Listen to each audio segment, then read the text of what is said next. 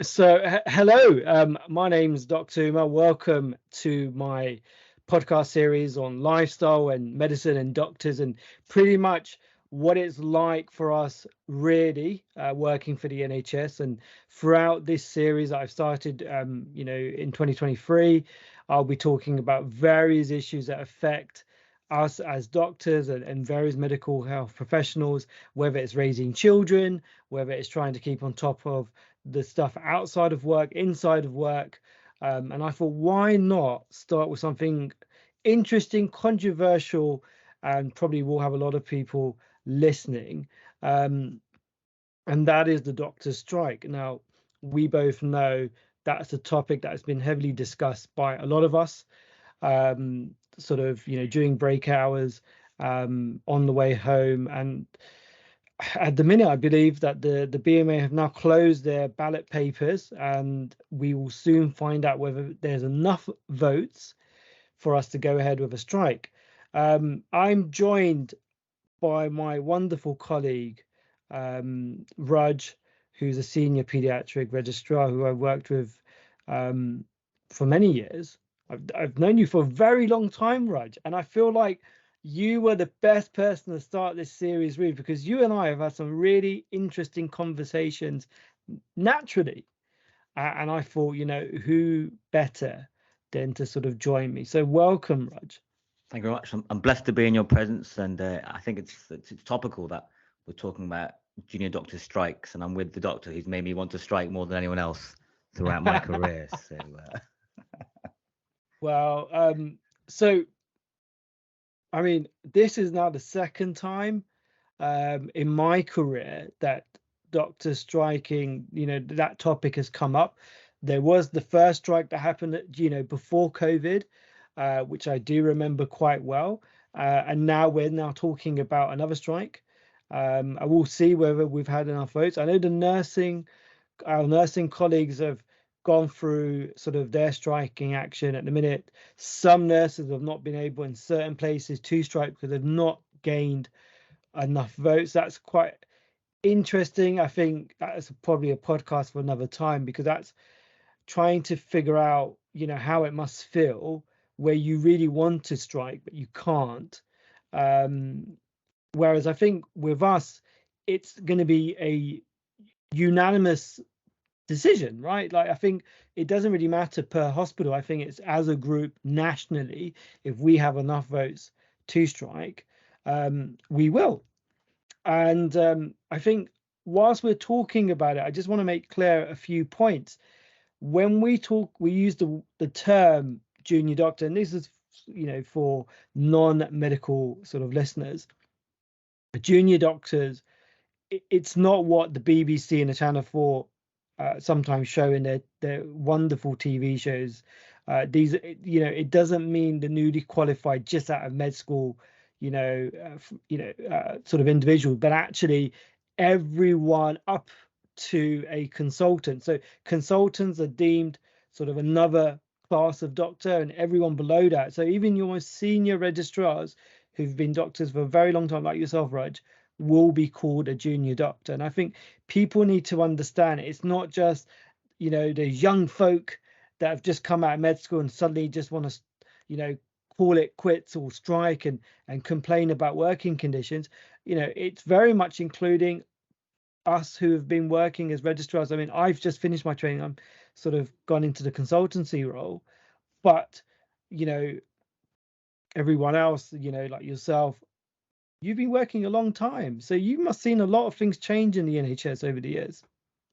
Yeah, indeed. I think that's a fair enough assessment. And people may not believe that I've been working nearly as long as you have, because I look so much younger.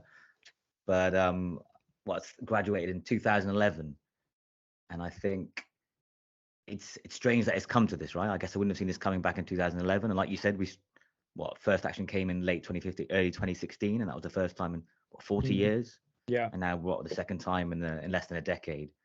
So it's certainly interesting and fruity times for the junior doctor. I mean, like you said, I think something like 150,000 doctors in this country, and like 70, maybe half, are junior doctors. So it tells you that's a lot of the doctors in the workforce.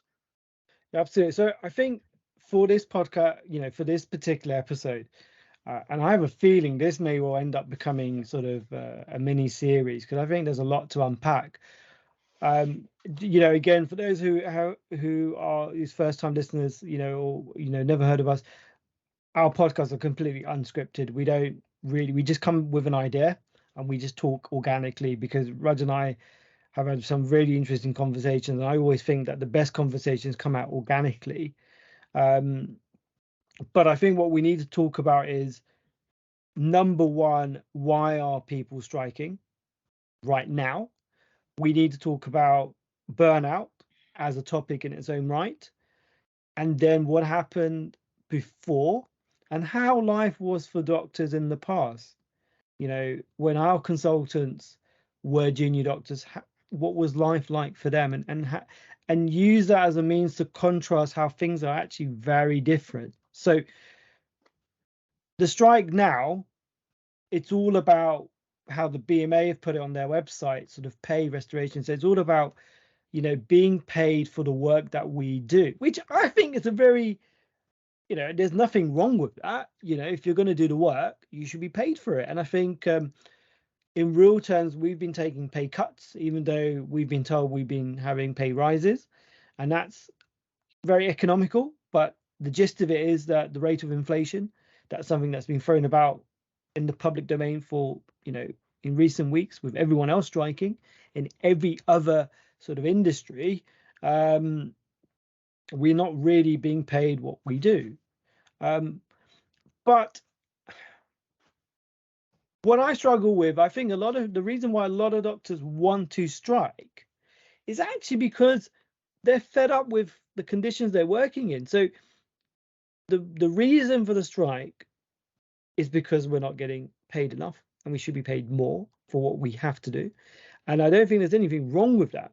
But I also think that a lot of doctors are actually just fed up with the working conditions. And I don't think this strike is looking at that. What are your thoughts? I think it's a pretty broad topic. I mean, like you say, it's pretty hard to cover. And I guess, like you say, we're just two friends who discuss these things a lot. And I think it's interesting to hear what people on the ground want to hear, right? Like if you think about the train strikes, we hear from like Mick Lynch, but I guess you want to hear what's the take of their drivers. Is it the same as what Mick's saying? And perhaps it's some people might say it's unwise for people who aren't at the top of the BMA discussions to talk about it. But I think it's interesting to hear. I think my take would be a couple of things. One is this strike from which is being led by the BMA, which I should say is the main union for most doctors. I think 45,000 out of the 70,000 junior doctors in this country are part of the BMA, and they include consultants as well, are also part of the BMA. So it's like the main union, and they're talking about money, right? It's all about money. And in this case, I think they cover the topic of burnout and other things that have made people want to get paid more, but the negotiation is simply about money, right? It's simply a case of, from my understanding, is that they're not happy with a 2 to 3% rise that was promised in the contract pre-COVID, and they want to get, like you're saying, essentially inflation plus some to make up for the loss we've had over the last 15 years. So Absolutely. It's about money, but I agree, doctors' problems are more than that. And whether all our colleagues understand that this strike would be only about money and would change nothing else, it's interesting. I don't know if that would be how our colleagues would interpret it or not. Yeah, absolutely. I mean, when I think about the whole thing, I look at, it'd be great to be paid more. It would be great to be paid for the extra hours I have to put in, the extra hours I end up staying, the time that I come in before work, the work I take home to make sure things are done in a timely manner. I think people don't really realize that, you take a lot of your work home to make sure that things are sorted, whether it's reports, whether it's, tasks being completed, projects being sorted, quality improvement. We talk a lot about improving the NHS. A lot of that's done based on our own, it's a charity basis. We pick up QI projects, quality improvement projects, to show that we're good leaders, good managers, because that's all part of, progression into new roles. And I think people don't realize that as well. So if you want to become a particular doctor, you're always developing your CV by saying, well, I've organized this project, or I've worked really hard in improving the outcomes in outpatients or the way we manage our patients. I'm not being paid for that. I'm doing that as a means of showing that I have certain skill sets which would make me good for my next position within the NHS. But that's a lot of work. That's a lot of time away from the family, a lot of time away from my own, sort of free time to do things that I would normally use to relax. And that's sort of the hidden part of the job that, I mean, you can say, is it fair? But then how else do you show people? Again, that's another complete different topic. Should we be doing a lot of this stuff? But we have to, and that's part of the culture that we're in, and that's what we have to do. We're not paid for it, and I think if we were paid more, that would be great. But you still come to work not being able to find parking, driving around for an extra 20 minutes to get parking. I come in early just to get parking half the time. I'm not getting paid for that. Coffee, tea on the ward. That's really, I mean, that's been phased out. Before you were allowed to make yourself a cup of coffee. That was part of the staff room, but now you've got to bring your own coffee mug. And so now we're at a point where people are bringing their own milk bottles. You open up a fridge in the staff room, you've got 10 different milk bottles because you're not provided with milk. You're not provided with tea bags. If you are provided with coffee, you really got to question whether it's actually real coffee. So let me get this right. Are you saying that the BMA should shift their focus from pay to milk? Is that the main? I think it's quite. And we want all kinds: oat, soya, almond. We want them all. Yeah, I mean, let's be honest. I think the focus should talk about the quality of our working conditions, as well as, how much we're being paid. I think there are two problems there. And I think the reason why people are fed up, the people are feeling that they want to strike, it's actually got to do with their working conditions. I'd agree. Yeah. And I think that if you pay someone more, if you say, well, I'm going to pay you more, well, money doesn't really bring happiness, does it? It's not going to make me feel, oh, okay, then, because now you're paying me more, my conditions are exactly the same. I'm still going to be dealing with poor quality, sort of surroundings, lack of parking. I'm still going to be dealing with, the lack of doctors on the rota. So again, that's another issue. The reason why people are burnt out is because there are not enough doctors on the rota to do the work that needs to be done in a safe way. So you don't have enough people, or people calling sick, which is, that's absolutely fine. But then you're stuck with the workload, and you're working twice, 3 times as hard. Just because you're going to tell me you're increasing my pay by a certain percentage, it's not going to make that okay. And I think that's, but there's a few things. I'm going to say, like you said, quite a lot there, and it's, we think, like, we'll think differently. I'm going to say, like, certain some of the conditions you talked about, no parking, not making coffees, that won't be the same everywhere, right? Like, I don't want to be, I'm wary of speaking for everyone, but it's definitely anecdotally reported by a lot that these kind of basic things that you think people would assume as being standard are not there. Now, for all I know, people might watch this video and be a bit like, well, I work for Deloitte. I mean, we won't name trusts. I think we try to avoid talking about various places. But people might say, I work for a law company and they don't give me anything. I'm always aware that I don't understand other sectors as well. But I think what you're saying generally is there's a lot more to our quality of work and our quality of life with the work beyond just pay. Now, the question is, would pay alone, which is what the strikes are about, would they solve those issues? And the answer is clearly no.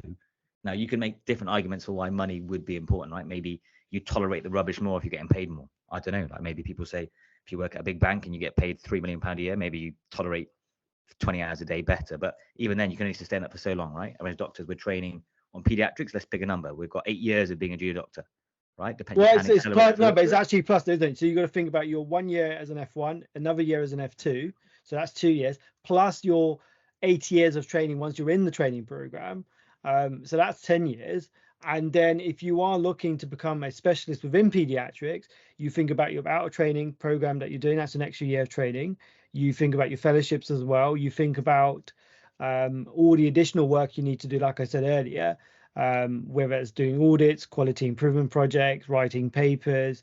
People say, yeah, but you're benefiting because it's about you developing your CV. But I'm not seeing the benefit financially for doing this. And this is really interesting because if it's CV, then you shouldn't need money, right? If your benefit is CV, then people will say lots of lines of work. You might stay late at work for the extra meeting. Does that mean that they're not getting paid more, but they're doing it to try and get that promotion, right? So yeah, but people will say that they're not promotion in alone. other sectors means you're going to get a better job, you're going to be making more money. And I think this is what some people don't understand outside the NHS and even within the NHS. Just because you're a consultant cardiologist or you're a consultant, gastro doctor, where you do lots of procedures, and you might deem, that's great. You're doing something, you've got high skills, and you're doing something very practical. You compare that to another type of pediatrician who may not do as complex stuff in comparison, and those individuals will be paying the same, because wherever your pay scale is based on your grade, it's not based on what specialty you're in. Yeah. So it's different to other sectors, isn't it? Because if you're saying, hold on, I'm going to do extra stuff on my CV because I want to become this type of doctor, all of this development is just to get your foot in the door into that sector. However, it doesn't, otherwise it really doesn't equate to much. Whereas other sectors, You're saying there's no financial. I'm going to go to night school. Yeah. There's no financial. Oh, hello. I said there's no financial at all.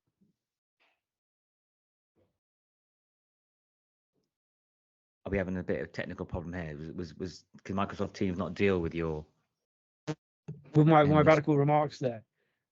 It's just too much to cope with. But like, I mean, I got the gist of what you're saying. I think to link this back to strikes, I'd say a couple of things. Like you're saying things there about reward for your extra work, and you don't get the financial benefit, I guess, compared to other sectors. You might get the financial benefit for those things, and so extra pay may help solve that. In terms of tying this back into the pay dispute, I guess, would extra pay make people feel better? Yes. Are there other financial incentives you could also give? Maybe they should negotiate for more than just extra basic pay. Should they be negotiating for extra pay for the extra work you do as well on top of that? That will be, I think, much more complicated, right? In the end, if you're a union, you want to make something simple for your member. A lot of us are busy with work, right? We have no time. The reason people don't understand their work contracts is because they're not straightforward and we're busy with work, right? It's hard for me to sit there and spend 6 hours reading about my contract, and you try to read about pensions. It takes about 3 years to understand the most basic stuff. I still don't truly understand pension. I think I get really worried about that. I truly don't understand pension. We're not taught about this. We're not really even sat down and sort of explained this. I don't even understand half my contract. I don't think I've properly looked at a contract ever in many of my years of being a doctor. I think it's just something that you just accept. That's true. That this is the job I've signed up to. I don't think I or any of my colleagues over the years has ever opened up a contract and said, okay, this is. It's only when disputes happen, occasionally, rarely, that somebody within your cohort will do this. Yeah, I agree. And generally, I guess that suggests, I mean, some may say that's your own problem, right? Look at your own contract. But I guess that shows that generally people just want to get on with work, right? People aren't. Yeah, no one becomes a doctor thinking of all these things. People genuinely, and people might say, well, that's very naive. But no, but people generally go to med school wanting to do well in their studies, to do what they always want to do, which is to help people. And they've shown that. So when people apply to med school, they're showing the medical schools, I'm doing charity work, voluntary work. I have a genuine interest in my human, fellow person, and I want to do good. The oath that you take, when you leave med school, it's all about do no harm and look after your fellow person. And then yet you come into the workplace and it doesn't seem like it's reciprocated at times. It seems like you just got to be very tolerant. It's interesting. You talk about the oath, right? But I mean, a lot of people threw that back in the doctors' faces back in 2016. Like, they're like, you took an oath to do no harm, which, I mean, even that's not really done anymore, right? It's very, I think there's an adapted oath that was done when I was at Birmingham, and maybe people don't do that anymore. But people said, look, there's do no harm, and look at you, you're actively doing harm with your strike action. And I think that's that ethical dilemma is a challenge. But in terms of should this contract be about more than just pay, I think as a union, it makes it too complicated. As a simple answer, right? I guess people can't deal with more than simple pay. Maybe they do this first, and Yeah. next they do make your hours better or do those things better. Maybe it's part of that step progress. But in terms of should they add it all onto this contract, I think it's complicated because they're negotiated separately. I think they just want to go, right, this one negotiation with the government is about pay. So let's make this strike about pay. And in some ways, I think that makes it more straightforward, despite acknowledging what you're saying is that as long as people are aware that their strike action is exclusively about pay, well, if it's to force a better deal, it's about pay. They may be striking Yeah, but also because of I other things think as what well. it is, it takes the focus away of a bigger problem. Like we know True. Yeah, it's true. we know that burnout is at its sort of almost high. I think the GMC survey that was done, I mean they I think the 2021, I remember when they surveyed over 63,000, and they say a third of them were saying that was high levels of stress. 44% were saying that they were emotionally exhausted. People were not waking up thinking, oh my god, I'm having to do, what am I going to deal with today? And that all comes down to the lack of staff, and all the rest of it. And I think that's a bigger topic, and I think we're sort of deterring away from the purpose of today's podcast, but that is really where burnout's happening, is the conditions, which is not only just the milk and the coffee, but also the lack of staff, Always comes back to being milk. being part of a workforce where you are doing things you are trained to do, but you're doing the job of more than one person, and then you're just getting told, that Yeah, meme yeah, yeah, yeah. comes to mind, if you could just work a little bit harder, that'd be great. And I think that's just the wrong attitude to have, because what's happening, you're pushing people to the point where they don't want to come to work. And we know burnt out doctors are unsafe. We know that. There's evidence, there is papers written that. There was a paper they looked at the UK, the US, Africa, Asia, all these doctors. They found that those doctors are highly stressed and burnt out. There was more patient safety issues, and there was less professionalism. And I think that is something I'm more of an advocate for. And I always say to people, I do career coaching, and when people say that, I really feel like fed up. I say, look, you need to look really deep down and remind yourself of when you were 19, and why you went to med school, why you went through those 5 or 6 years, and you did all those exams, and you sacrificed, the so-called best years of your life. This is what you came to do, not to justify the stress, but to find some sort of, moral standing, and that, push that little bit harder. Sort of, the Rocky speech comes to mind. That's how winning's done. You dig deep, and and you keep on pushing when life. But why are we having to be living a Rocky storyline here, being knocked down and hoping to get back up again? I think living condition, the working condition, is something we need to think about. But you're right, absolutely, we need to think about what can we focus our attention to. Well, how can we make this very easy? And I guess pay, with the current financial crisis going on, is probably an easier thing to do. So pretty much that goes with why people were striking, and why, and what this strike is about. Let's go back. To Rocky? What? No, No. sorry. I'm not sure you if know are the government Apollo Creed or Clubber Lang or Ivan Drago. I'm not quite sure I don't know, I the feel like, canvassers. uh, no, I'll pass comment. But what do you remember of the first strike? So what? I was in paediatric training back then. I guess a couple of things. I guess it come about from what I gather. Like we've been negotiating pay for a while, right? Junior doctors have thought there'd been like a relative pay freeze. Like these things. It's my simplistic understanding is, we used to get like a yearly increase based on years of service, but the increase wasn't as much as inflation, right? So my money essentially is worth less than what it can spend on. So they're going to negotiate a contract with, I think it was NHS employers back then, and then Jeremy Hunt, our dear Jeremy Hunt, now our Chancellor, love you, Jeremy. I wonder if he's going to give more money for the junior doctors. Jeremy said something to the effect of, well, I'm going to make you, essentially, I want to make you I want to make the NHS 7 days a week, right? And junior doctors are going to be part of that service. So essentially said, right. So basically said, well, Yeah. we're gonna make normal hours 7 a.m. till 10 p.m. rather than 7 till 7.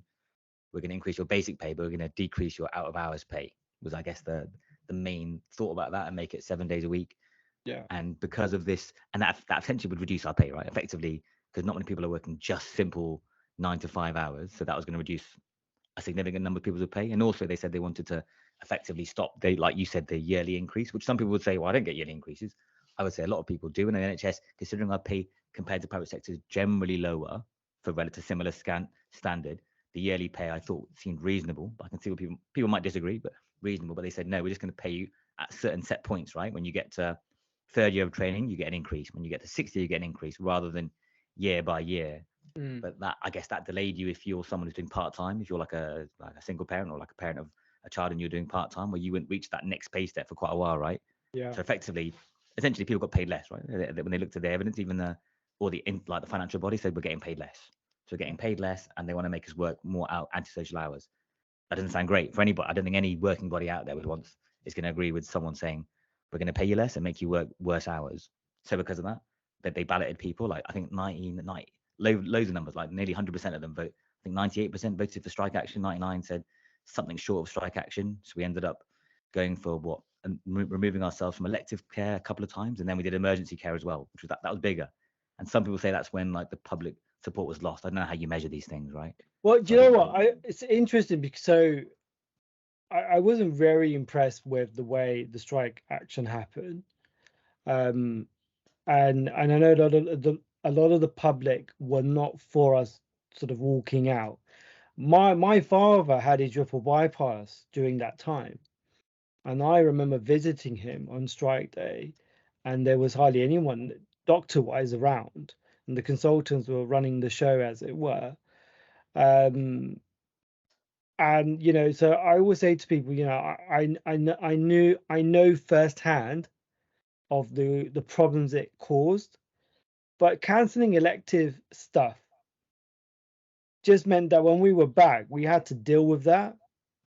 And that's what I found really funny. Like, if you're going to strike, the purpose of a strike is to cause inconvenience to the point where people then have to come to the negotiating table and negotiate with you. Essentially, that's what strike is, right? Yeah. So always, well, your elective appointment, your non-urgent stuff, it's going to be cancelled. Okay. Didn't mean it's never going to happen. It was just delayed. And the emphasis is non-urgent, right? So urgent areas, intensive care, A&E, those sort of things, they were staffed normally. They were staffed for the first few, not for the later ones, right? I think the one in April it did have all junior doctors dropped out of emergency care as well as consultant covered everything for that one in April. You had consultants, you did have doctors on the shop floor, you just didn't have as many. And so they prepared for this, and people were brought in, and it was like, try to keep the service running as smoothly as possible. But I mean, let's be honest, okay? All that delay was just that we worked harder in the day after we returned, and for the weeks coming. So I mean, essentially, that was it, wasn't it? So I don't know. Is that true? I'm gonna say maybe you'll know better. I'm not sure that's true. Like if you cancel someone's hernia up, were they adding more to the well, surgery did doctors list? that not happen? Yeah, but it just happened. It doesn't mean you worked hard. It just pushed it down the line. It just meant they were delayed, and things that were non-urgent may have become urgent in time, right? You have a hernia surgery. Someone said you delayed that by 3 months. Maybe they come in with an emergency hernia in 2 months' time because it got delayed. So some people will argue that still people are affected by a lot of elective stuff, right? And does it increase your workload? I don't know that. I would say personally, I did not feel that. It's not like I felt I came back to like a world of increased load of work because of those strikes. It was more just the fact that I'm not sure in the end, the things they pushed through happened, right? In the end, 7 till 10 is now considered normal hours. In the end, we are getting paid at But stages. that's why a lot of people left the BMA. I left the BMA. I was so deflated and unimpressed with them as a union, with what they did, so-called represent us. I think a lot of us just cancelled our membership. I don't have a BMA membership. I know there was call about joining them again to allow us to vote, and if you can only vote for action now, if you're a BMA member, I just don't know whether they're going to come with a better, forward action. I to be honest with you, I was, like I said, so deflated with their first sort of way about doing things. I don't think I've given the whole strike thing as much focus as I did the first time around. And yeah, I think, I don't know, did we achieve anything with the first strike? Well, like us, in the end, I feel like 7 till 10 is now considered normal. We are getting paid at pay point, so none of those things that we were against came into fruition. In terms of, I think we negotiated a better contract maybe like 3 years later, pre-pandemic, with some increases in junior doctor pay. That's one of the reason we're striking now, right? Is that because we're getting what, a 2% increase this year because agreed pre-pandemic.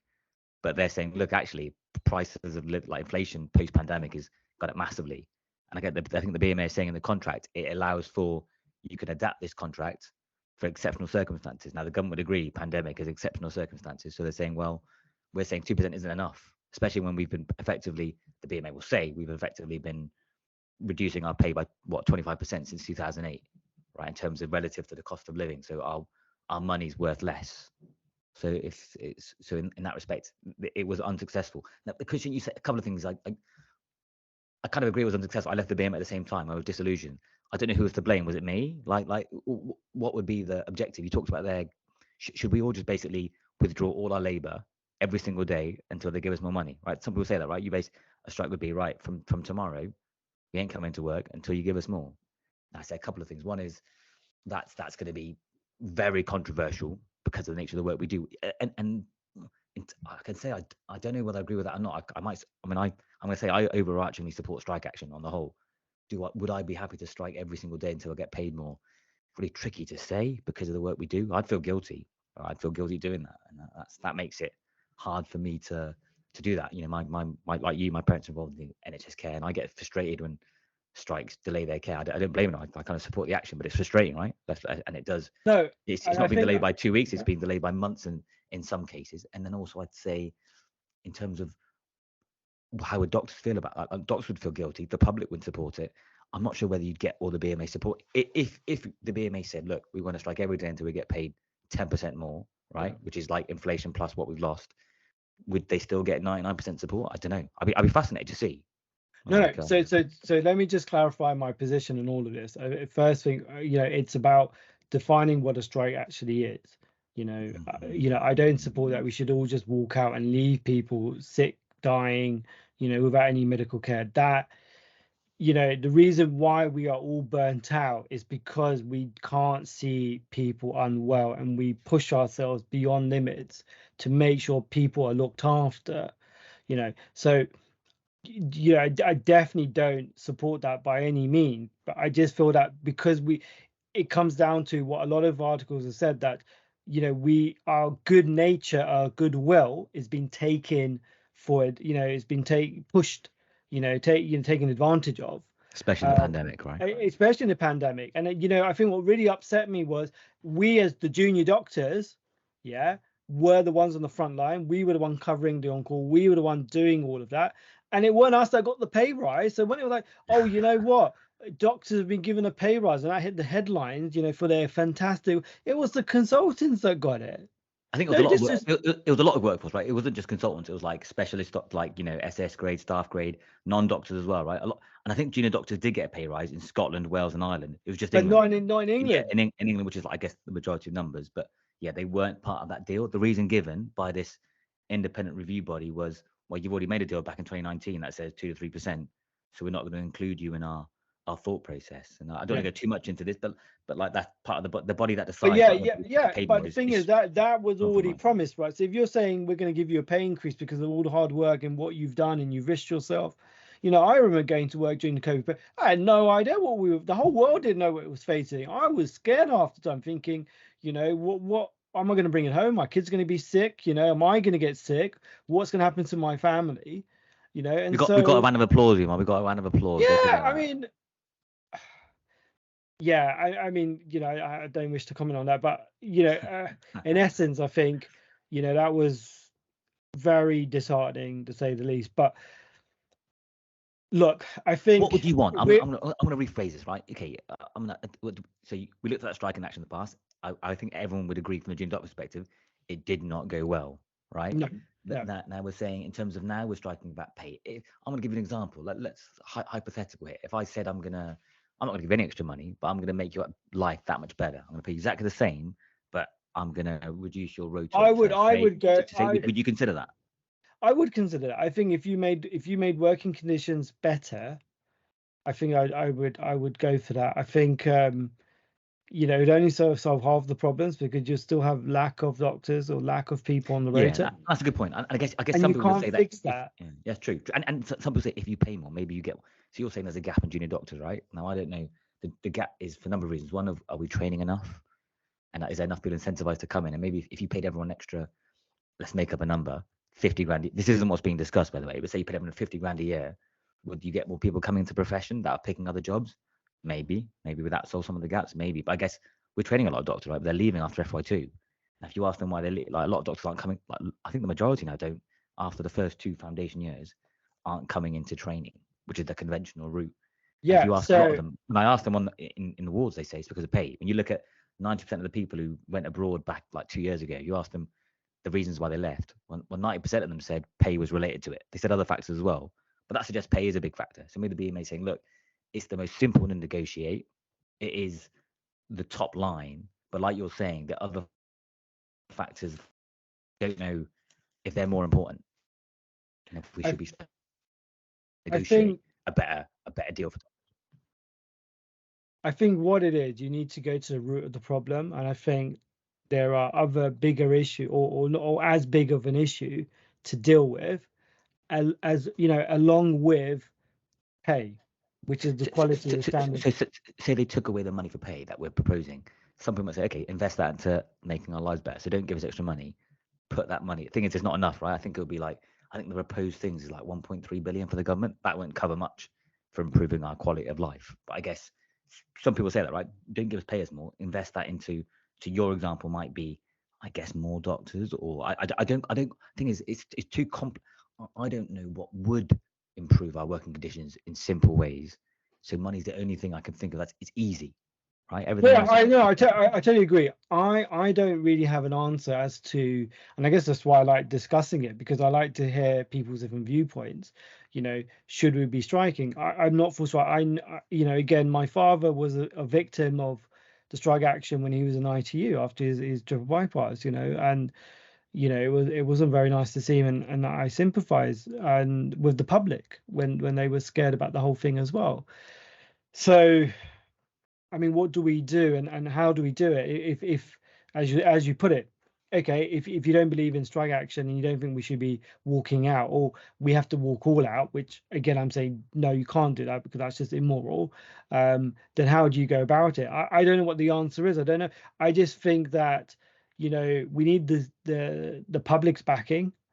I think we need the government to really have a hard, which again, how they treat the NHS, that's a conversation again in its own right.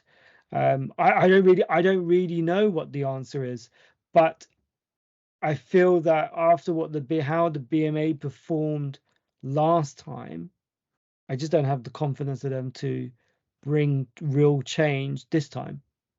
So I'll be I interested. If they can prove me wrong, which I don't think they really care about proving me wrong, but if they, I think if they can make it better for doctors, that'd be fantastic. Absolutely, I would support that 100%. And that's the real difficult thing. So I want to talk about what life was like for doctors years and years and years ago. And I remember when I first qualified, back in 1960s, was it? yeah, something like that. Yeah. I think colour started coming onto TV. Um, but my sort of like senior, like my registrars would tell me about when they were junior doctor or when they were, housemen. Um, and they would, the mess was like a thing of luxury. You know, you would go in the middle of the night, you would be served a hot meal, you'd have You said a mess. What do you mean for people like what do you mean by the so the mess? mess is just like a social area for doctors. So, you know, somewhere where doctors can sit, gather their thoughts, have a coffee, I guess a glorified staff room, you know, a staff room of the hospital for the Yeah, doctors. But there was hot food. But you got to remember, this was a time where they were working ridiculous hours. So with the yeah, yeah, European work director, that all changed and we went into a shift pattern. But prior to that, when they were doing the legendary 48-hour, you know, 24, 36-hour on call, and you needed, they were looking after their doctors. So yes, it was really hard work in that length of time on those shifts. And yes, they learned a lot as well. So there was advantage, but they were looked after. They had a place to sleep. They had someone that was dedicated to feed the doctors, and they had, you know, they had that nurses, doctors working relationship was so much better. I think the nurses were more sympathetic towards doctors. I remember them saying, you know, would get toast and tea, and you know, it was just the morale was so much better. And you just felt like, well, you know what? I'm going to work ridiculous hours and work really hard, but the atmosphere I'm in is more supportive and nurturing. And I feel like we need to go back to that. And I think that's my point. I would love for that to be, we would just be happier because we all just want to be good doctors. We all want to focus on our job and do well. I think the where people not shirk responsibility, where people just feel like this is getting too much, it's because they're not getting any benefit on either end, you yeah. know. I agree. I agree. You either want better life or better pay, or maybe both, right? I guess people Well, ideally want I everything, mean, right? They want everything. you But know, I agree, and I'm going to say, you know, people might say, oh, you're yearning back to a time which doesn't exist. I'm going to say one anecdotally, it is universal. People said they felt high morale back in the day, which I think is interesting. A lot of them remember that now. Are they just being nostalgic? Well, like you just said, people went striking for 40 years, so something's changed, right? I mean, you know, well, this body went striking, now they are striking. That says something's changed, right? You know, yeah, yeah. and burnout. It's not like burnout. You know, the government acknowledged it. That part of the 2015-16 negotiation, the government, part of one of the things they said is, you know, we want you to work more you know, more weekends. They actually wanted us to work less hours, right? They wanted to stop consecutive hours and those things there. So they dressed it up as saying, we think it's dangerous the number of hours you work. We don't want you to do long on calls. I think Jeremy Hunt used some made up phrase like danger pay, some kind of like notion that doctors are kind of working dangerous hours to get loads of money, which, you know, wasn't really true. But so in some way they've acknowledged that, you know, your a lot of hours is a problem, but maybe they didn't realize it's not just the number of hours, it's when you work them. So just doing less hours, but just doing random more nights and shift pattern isn't good for you, you know, and those things. And I agree. And how do you get back to that morale? I don't know. I don't know.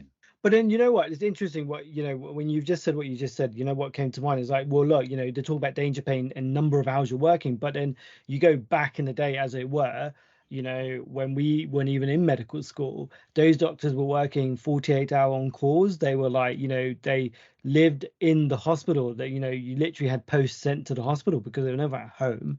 So they worked ridiculous hours, and yet they were happier. That's interesting. And That's they true. never That is they true. never That is striked, and interesting. they were not striking. Maybe I'm wrong, maybe I've just not, I wasn't aware, but No, they we weren't weren't striking. talking. It's known they weren't striking. That's an interesting point. The point you're making is they seem to be working what we're describing as worse hours, but we're happier. Why is that? Now, some And people it say goes down to the quality. So you could say there's a social aspect to it. So your doctors were respected and put in high regard, you know. I think, you know, the what doctors were getting, you know, they were being looked after. So they were like, you know, they felt like, you know what, you're looking at is that notion, isn't it? If you're like with relatives, you know, or friends or whatever, you're being very kind to me, then I'll go the extra mile for you, yeah, you yeah, know. true. Yeah, yeah. If you get treated well, it can replace some things. True. And then, you know, people felt like, you know, they were of a worthy profession. I think the profession in some respects is being watered down, you know, and we're all just being treated like numbers on a rota, rather than actual members of a team that are delivering an excellent service. And I think this is a symptom of the NHS being broken down, which is really, really sad. And I've always said this to you, always, you know, on a personal level. I said to you, then I really don't believe people know, you know, what they will lose if they lose the NHS. And because we know, because we do know, we have a moral responsibility to keep this ship afloat. So it's clear you and I are not going to get to the bottom of, what's the best way of striking or putting our point across. I don't know what it is. I really hope we all have to remember, everyone's listening, our patients come first. We went to med school and we all said we want to become doctors because we want to help people. We all want to become nurses because we want to help people. We want to help the sick. And I think we really need to remember that. And I think we need to remember the great satisfaction we all get from saving a life, from healing sick, for taking worry away. It's And if you feel like you can't do that as well, then I guess and that's part of the I point you're think making, that's right? where the Yeah, true. problem is. But I think people need to hold on to that. Now, nurses, again, I think it's more about pay in some respects for them, but they also, I mean, the amount the nurses get paid is ridiculous. I have nurses that are coming in with tins of food that they warm up, or they just eat toast because there's bread on the ward, or now there are hospitals that have food banks within their canteens. If that is not a problem with the NHS society as a whole, I really don't know what is. And I think my heart goes with the nurses. I'm an advocate. I feel like nurses need fair pay, 100%. I think, conditions, is equally important to them as well. But I think pay is a major, bigger factor in some respects. And my heart and my support goes out to my nursing colleagues, because let's be honest, you and I will not be the doctors we are if we did not have those nurses that held our hand when we first qualified and sort of, mothered us during that transition from med school to Or doctor. fathered us, All nurses fathered, all or fathered dentists. us. I think uh, in Birmingham there was one nurse. He was the one that truly taught me how to cannulate, because med school didn't truly prepare that. You just cannulate on a model. And I When did you forget how to cannulate? no, as in like, I know, but like when I first qualified, I found it really difficult cannulating patients. He was the one that really showed me, took me mentored me in that way. Nurses that helped me to sort of help with the real life of prescribing. I mean, now great, there's so much, med schools have evolved and they really have tackled a lot of the whole prescribing thing. But let's be honest, I think a lot of us have done so well because of our nursing colleagues. So my support goes to them. But I think as doctors, I'll be interested to see what is coming. I'll be interested to see what the next few weeks, months will involve, how the media will portray this, how we will feel. I think you took just the nursing midwives. I agree, massive support, and I think they probably tend to get more public support, right? There's more of them, and I think they, like you're saying, the pay is generally worse for them than it is for us. Yeah. And I'd say also it seems how we're divided to some extent, because the contracts are separate. That's how we're divided, right? So the nurses have a different contract. That's why we don't strike together. Now, should we be striking together? I don't know. Maybe we should all be like, look, we're all not going to come to work until you pay us more. But they're separate contracts, right? Consultants, different contract to us. So in some ways, we're separated by the contracts. But you're right, we're in it together, right? The working conditions definitely affect us all. But pay is, at the moment, the way it's negotiated is individual to us all. Maybe that's easier to negotiate, to strike within your own little group. So you can, it makes it more simple to negotiate with them. But I'd agree that I'm hoping that they're going to get. I think the firefighters just got a 7% rise, did they as well? Maybe. Yeah. So I mean, it who is knows possible. what's happening? Yeah, who knows what's going to come up? But so I'd agree. It'll be good. I feel we could talk about it so much more, but I think we'll bring this to a close. I think what we really need is some of our nurses colleagues to join us to talk about their experience with what's been going on. Be very interested for any other doctors. Maybe we'll put it out there to our wider circle to see who would join us. Maybe we need a part 2 of this podcast, and maybe get some junior doctors who just qualified to say, well, what do you think? Is this what you thought life was going to be like? So let's not end this topic as such. Let's see whether we can make this a part 2. But Raj, Thank you so much for joining me. Yes, It's I been a appreciate pleasure. it. And thank you very much for listening. No worries. Take care. Take care.